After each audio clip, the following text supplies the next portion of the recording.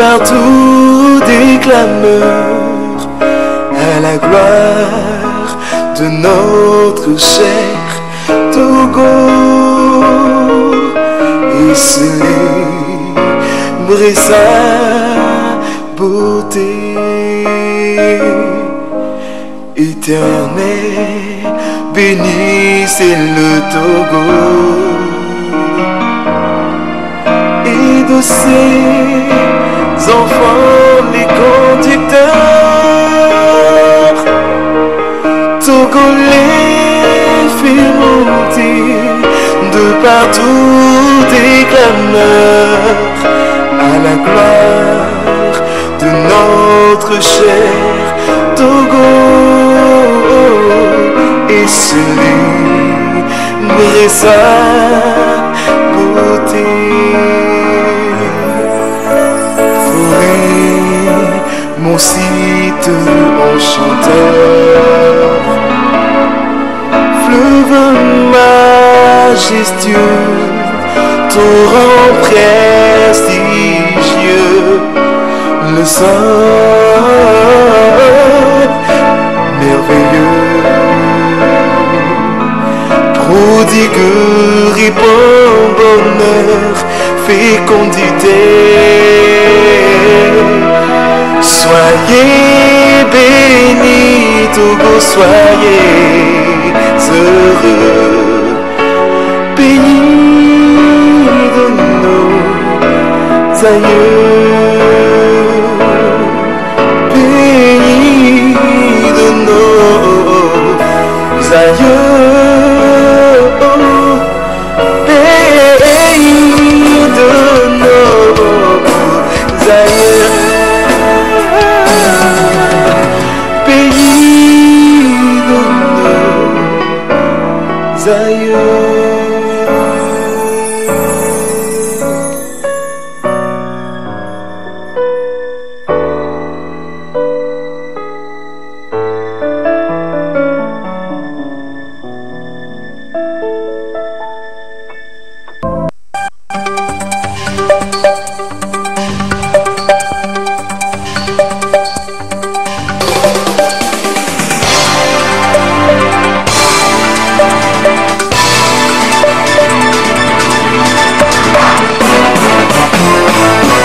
La TVT au cœur de l'information.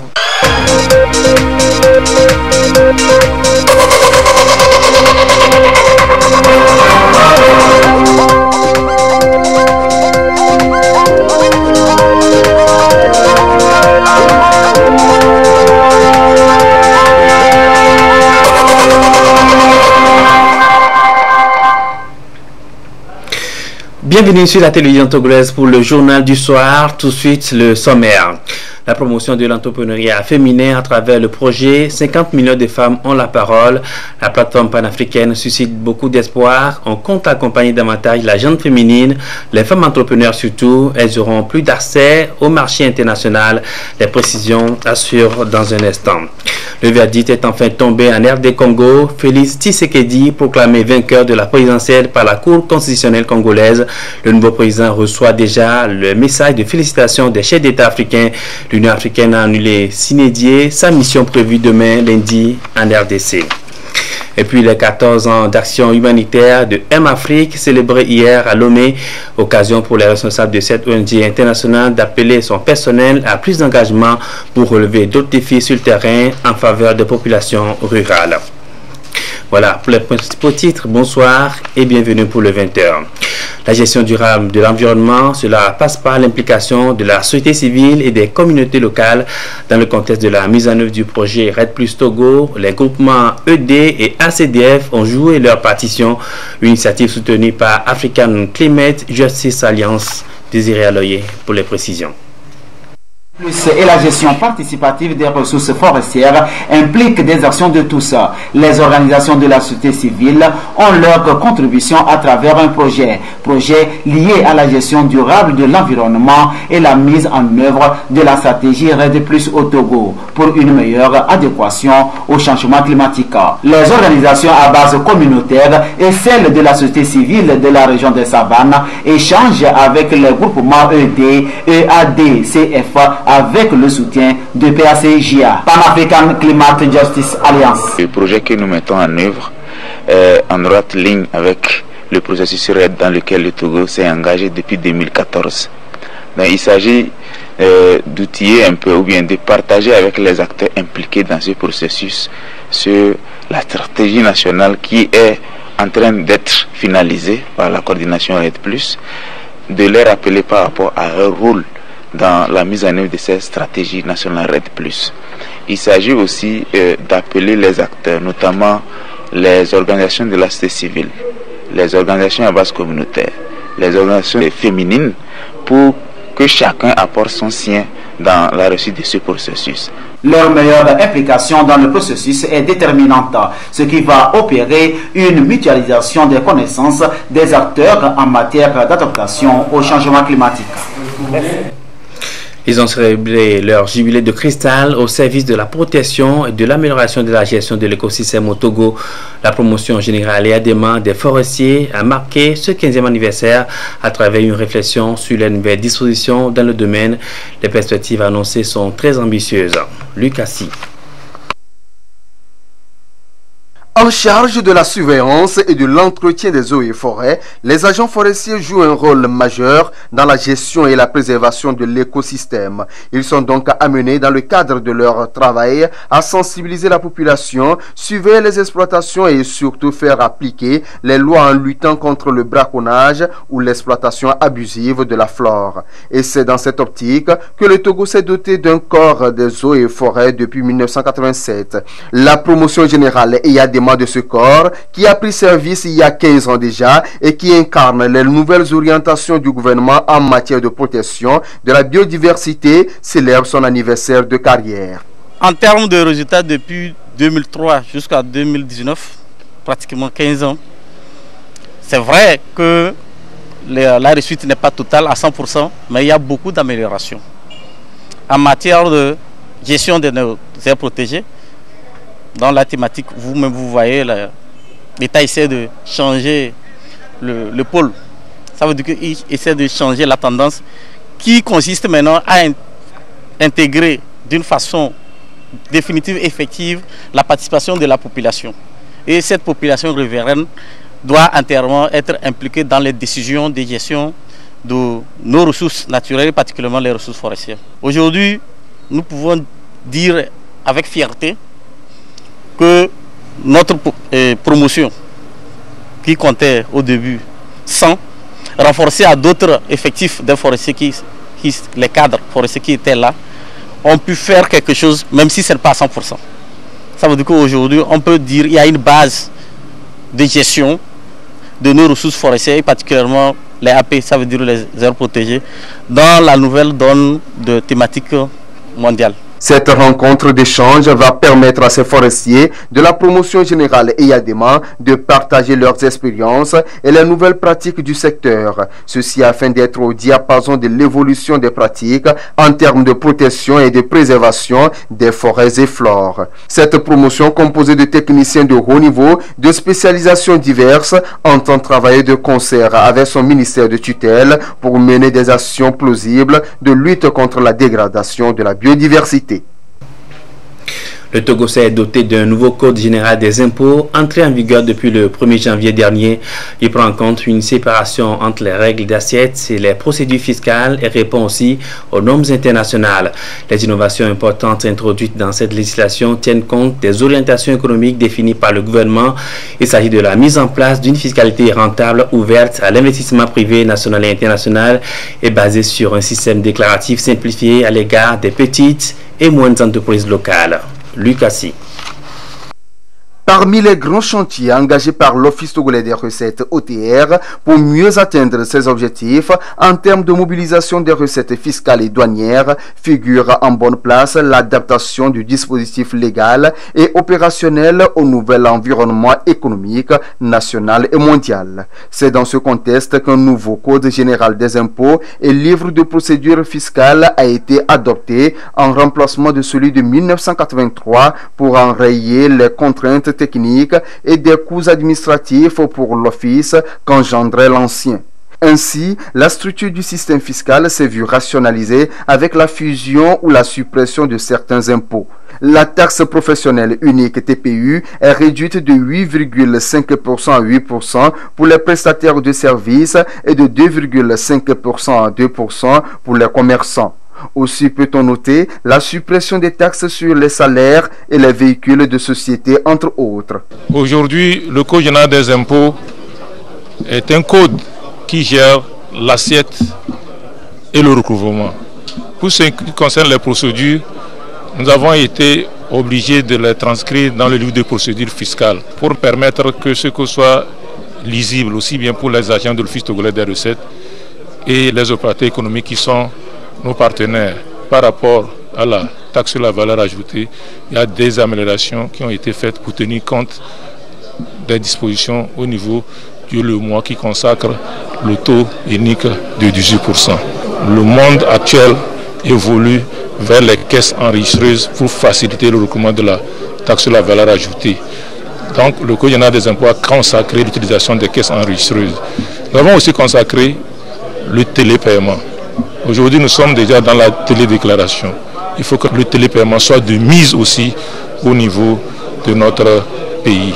Et puis plus loin, il faut ajouter que au niveau de l'Office togolais des recettes, avec le concours de la cellule climat des affaires, du ministre des Finances, du ministre en charge de l'agriculture, du ministre en charge de l'urbanisme, il a été mis en place un guichet unique de titres fonciers.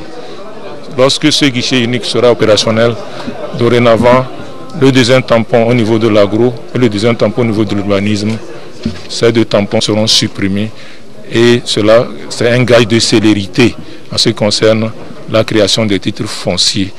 Pour ce qui concerne la mutation totale, en ce qui concerne les transferts de propriété, nous sommes à environ 10 jours. Lorsque vous acquérez un immeuble qui est immatriculé, que vous voulez transférer le titre en votre nom, ça ne marque que 35 000 francs CFA et vous avez votre titre foncier. Est aussi intégré à ce nouveau Code général des impôts et livre de procédure fiscale la modernisation des règles de l'assiette fiscale par l'introduction des bonnes pratiques, l'accompagnement des PME-PMI à travers la mise en place d'un régime fiscal incitatif pour les investissements de ces PME-PMI. Ce régime est réservé aux contribuables qui ne sont pas éligibles au Code des investissements. Il est à signaler également dans ce nouveau code des mesures visant l'élargissement de l'assiette fiscale pour assurer un financement conséquent tant du budget de l'État que des collectivités. À cela s'ajoute la prise en compte de la problématique de l'amélioration du climat des affaires par la facilitation des procédures fiscales. Dans le nouveau Code général des impôts, il a été consacré la suppression de toute disposition fiscale qui générait la création des entreprises, notamment la suppression des droits d'enregistrement à la création des sociétés et les droits d'enregistrement à l'augmentation de capital par incorporation de réserves. Il faut ajouter que par rapport au transfert de propriété, avant, lorsque un jeune veut créer une entreprise et qu'il acquiert un immeuble, il doit venir. Lorsqu'il va venir faire la mutation totale, il devait payer le droit d'enregistrement autour de 4% sur la valeur vénale. Aujourd'hui, il paye 35 francs CFA seulement forfaitairement, qui comprend à la fois les droits d'enregistrement et les droits de timbre. Il y a aussi des dispositions qui regardent les PME-PMI.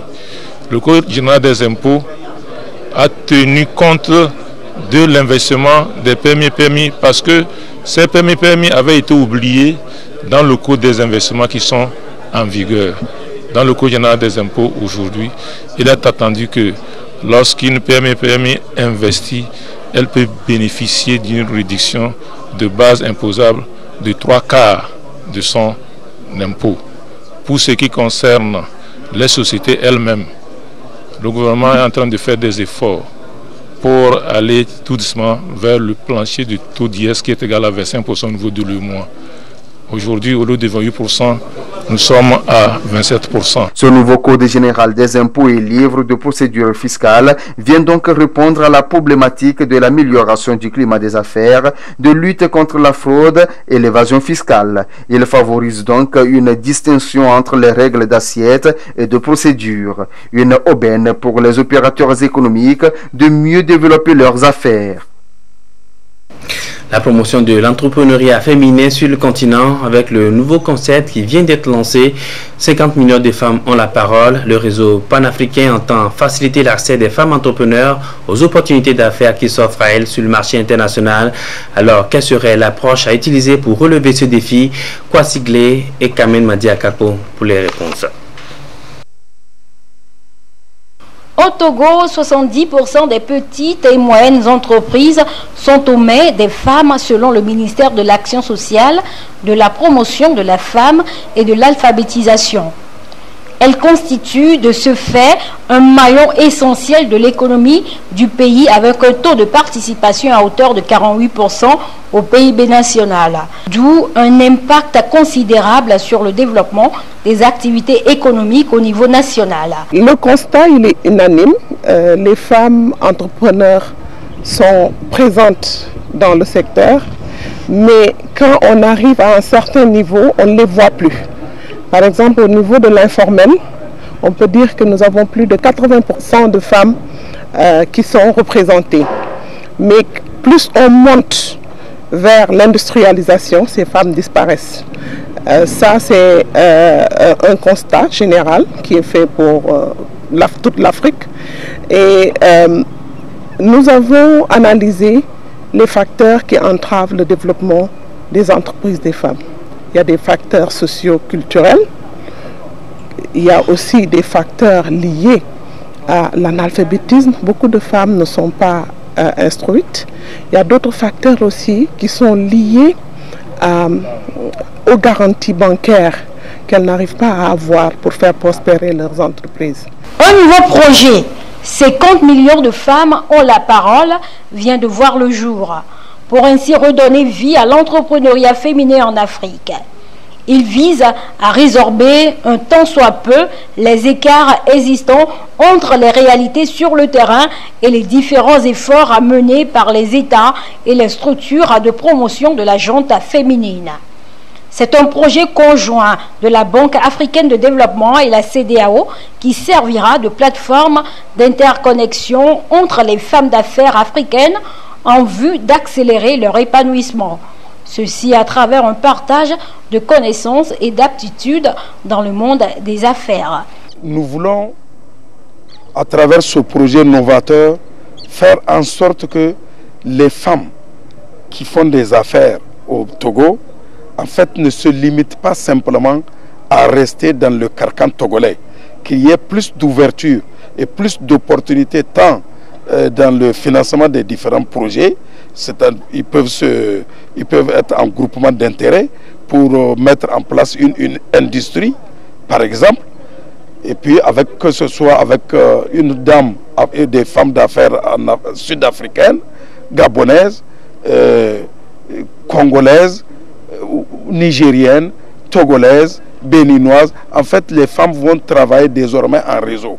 Toutes les informations utiles pouvant contribuer à l'entrepreneuriat féminin de la gente féminine seraient désormais sur les plateformes pour que toutes ces femmes puissent avoir la facilité d'accès et de s'organiser pour véritablement développer les affaires. Nous voulons, à travers ce projet, revaloriser la gente féminine dans le domaine commercial et entrepreneurial.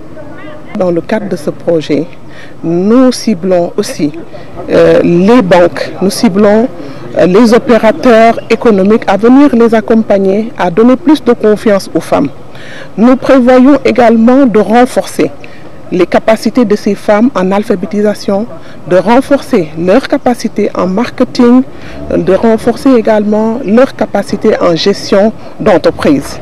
Tous ces projets sont sur le pipeline et avec l'équipe pays et les femmes bénéficiaires, nous allons définir une feuille de route tout à l'heure dans la salle qui va nous conduire vers la réalisation de ces projets. Plusieurs actions sont menées de part et d'autre par le gouvernement togolais en ce qui concerne la promotion du leadership féminin. Et déjà, les résultats sont palpables. Ce nouveau projet, intitulé « 50 millions de femmes ont la parole », est une nouvelle opportunité, un coup de pouce pour les États africains en vue d'accélérer leur développement tant social qu'économique, conformément à l'agenda planétaire 2030. La suite de cette édition, et sachez que la rétrospective 2018 sur la TVT, c'est à partir de demain lundi. Vous suivrez les principaux faits ayant marqué l'année 2018 dans la rubrique Rétro 2018 et ce sera chaque jour de la semaine à partir de 20h25. Dans l'actualité à l'étranger, la fin du suspense en République démocratique du Congo, la Cour constitutionnelle a proclamé Félix Tshisekedi vainqueur de l'élection présidentielle. Martin Fayulu, dont le recours a été rejeté, conteste ces résultats. Le nouveau président de la RDC devra prêter serment mardi prochain. Suivez ce reportage, France 24. Après une longue lecture d'éléments juridiques, le verdict tant attendu de la Cour constitutionnelle tombe enfin. En conséquence, proclame élu à la majorité simple président de la République démocratique du Congo, M. Tshisekedi Tshilombo Félix. Un peu plus tôt, dans une autre longue audience, les juges rejetaient un à un les recours des oppositions. Pourtant, d'après l'Église catholique, qui avait déployé près de 40 000 observateurs, le nom du vainqueur ne correspond pas à son propre décompte. Il y a quelques jours, des documents avaient fuité dans la presse internationale. Ils attribuaient la victoire à Martin Fayulu, avec des scores différents selon les données. Ce dernier demande à la communauté internationale de ne pas reconnaître la victoire de Félix Tshisekedi et appelle à des manifestations pacifiques. Je me considère désormais comme le seul président légitime de la République démocratique du Congo. Dès lors, je demande au peuple congolais de ne pas reconnaître tout individu qui se prévaudrait illégitimement de cette qualité, ni obéir aux ordres qui émaneraient de lui. L'élection, qui devait permettre une première transition pacifique du pouvoir depuis l'élection du président Joseph Kabila en 2001, a été plusieurs fois repoussée. La proclamation des résultats le 10 janvier dernier s'était accompagnée de soupçons de fraude. Félix Tshisekedi devrait prêter serment ce mardi. Et alors que plusieurs chefs d'État africains ont félicité officiellement Félix Tshisekedi, l'Union africaine reporte s'inédier l'envoi à Kinshasa d'une délégation de haut niveau prévue demain 21 janvier. L'Afrique du Sud et la Tanzanie ont également félicité le nouveau président congolais et appellent tous les acteurs politiques à se conformer à la décision de la Cour constitutionnelle. Retour en page nationale, ils ont une mission bien définie, celle de propager la bonne nouvelle, les valeurs d'entraide et la prédication. Les membres du comité pilote du conseil de Peace Plan ont reçu leur attestation de fin de formation hier samedi. La contribution de l'Église dans la transformation de la communauté fait partie des modules enseignés. Cette première promotion parrainée par le conseil d'administration de Peace Plan est composée entre autres de Kodjo Adédié et de Diakouti Mitré, portera le flambeau du conseil de Peace Plan au Togo. Lucassi et Ferdinand Diassoa.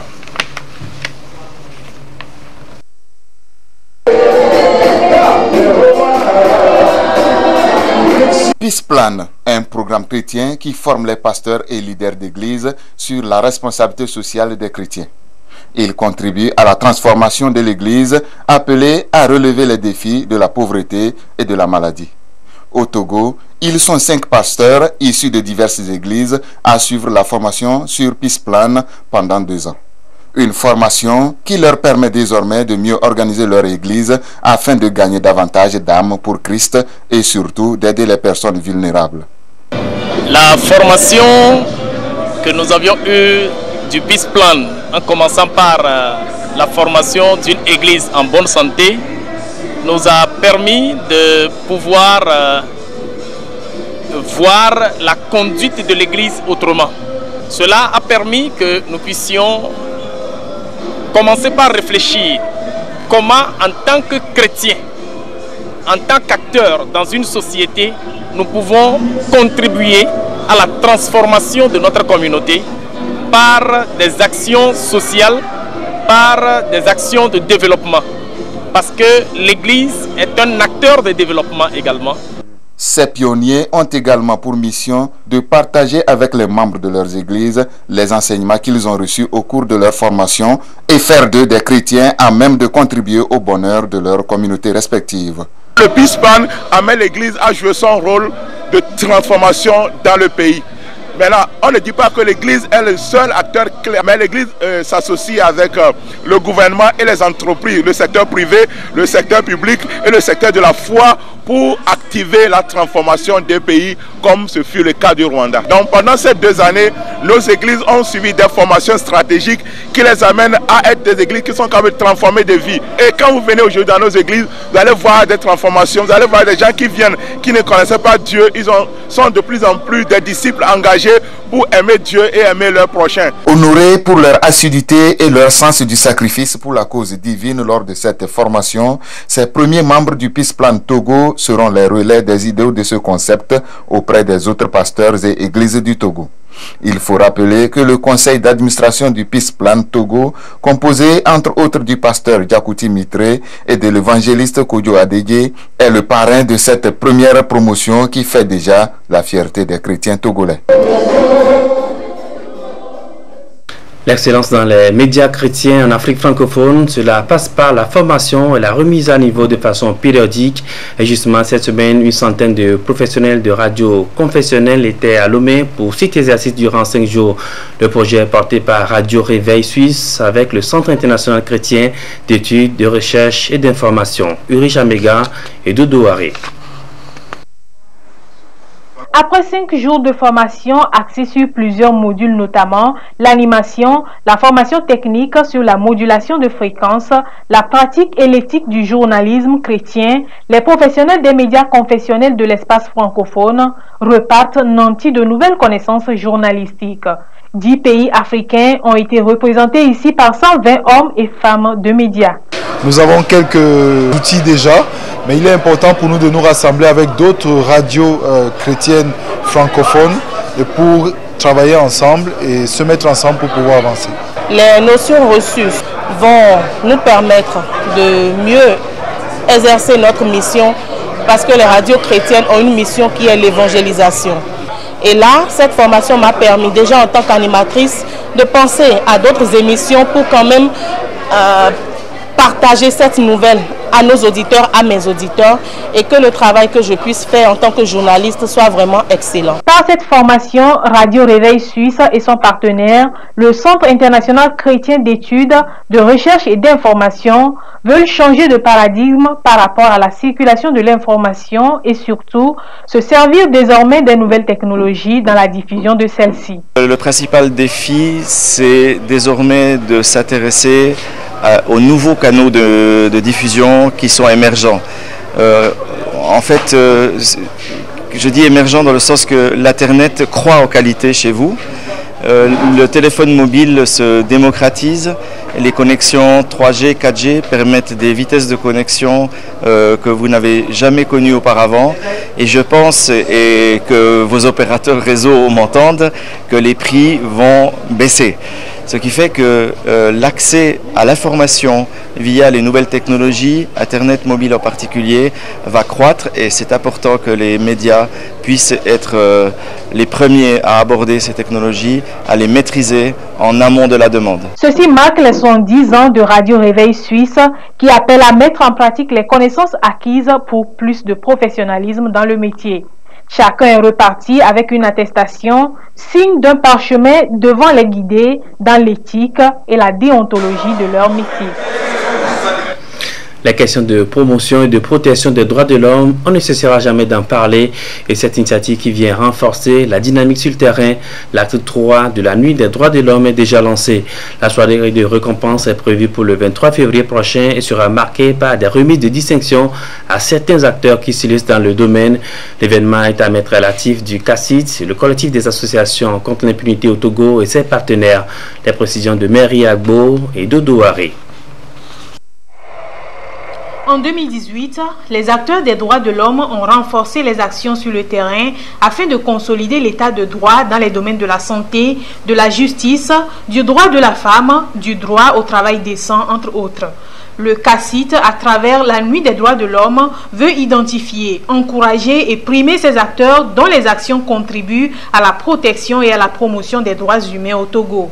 Une 3e édition qui cadre avec les 70 ans de la Déclaration universelle des droits de l'homme et des 20 ans de la Déclaration des défenseurs des droits de l'homme des nations. Pour cette édition, nous allons axer nos actions sur le droit à la santé et nous avons choisi le CHU Sylvanus Olympio pour être l'institution que nous allons chercher à corriger. Donc, on va voir comment arriver à améliorer le droit à la santé au niveau du CHU Sylvanus Olympio, en espérant que cela aura un rejaillissement sur tous les autres centres de santé du Togo. Les catégories à primer sont entre autres les droits à la santé, à l'environnement sain, à la promotion des ODD et à la responsabilité sociétale des entreprises.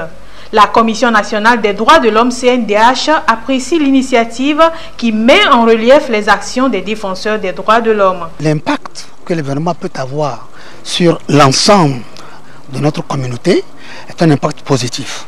Parce qu'il y a des gens qui vivent de loin la réalité des droits de l'homme. Mais s'il y a des événements comme ça, si les gens comprennent que par leur action, ils peuvent être nominés, primés, les gens participeront à l'éclosion du respect des droits de l'homme dans notre pays et à l'implantation exacte des droits de l'homme dans notre pays. La soirée est prévue pour le 23 février et sera couplée de la remise de prix aux acteurs de la société civile pour leur engagement en faveur du développement durable. C'est une action de bienfaisance à l'endroit des enfants de la brigade pour mineurs. L'association Lions Club International au Médiamant vient de faire don de vivres, de non-vivres et de produits pharmaceutiques à cette structure. C'est pour apporter un peu de soulagement à ces enfants en conflit avec la loi. Gérald Agoudou. Lions Club International Lomé Diamant soutient la brigade pour mineurs en vivres, non-vivres et en produits pharmaceutiques.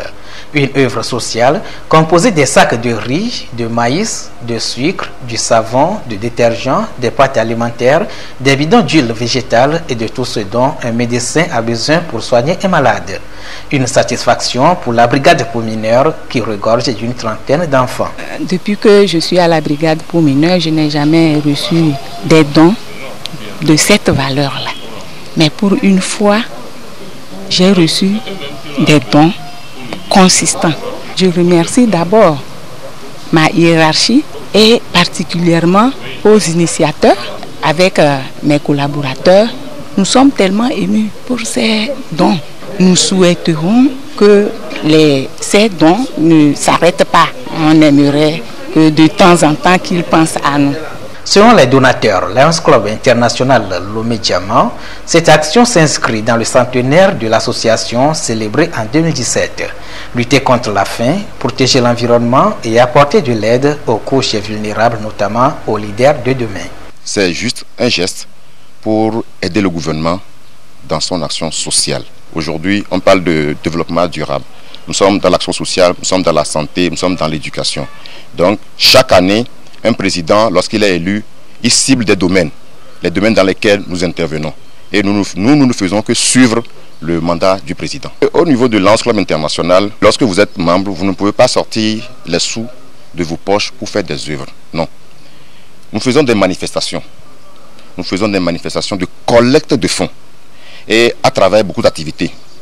Nous pouvons organiser des pique-niques, nous pouvons organiser des soirées, nous pouvons organiser des jeux. Et que ces jeux nous fassent rentrer des sous. Nous pouvons aussi envoyer des courriers aux sponsors que nous ciblons. Sans ces partenaires, nous ne pouvons rien faire.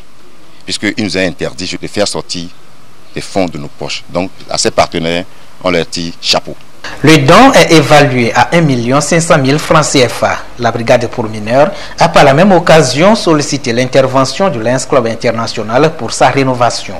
Lions Club International section Togo intervient également dans le secteur de l'éducation en offrant des kits scolaires aux élèves démunis à chaque rentrée scolaire, des bâtiments, des forages d'eau potable aux communautés.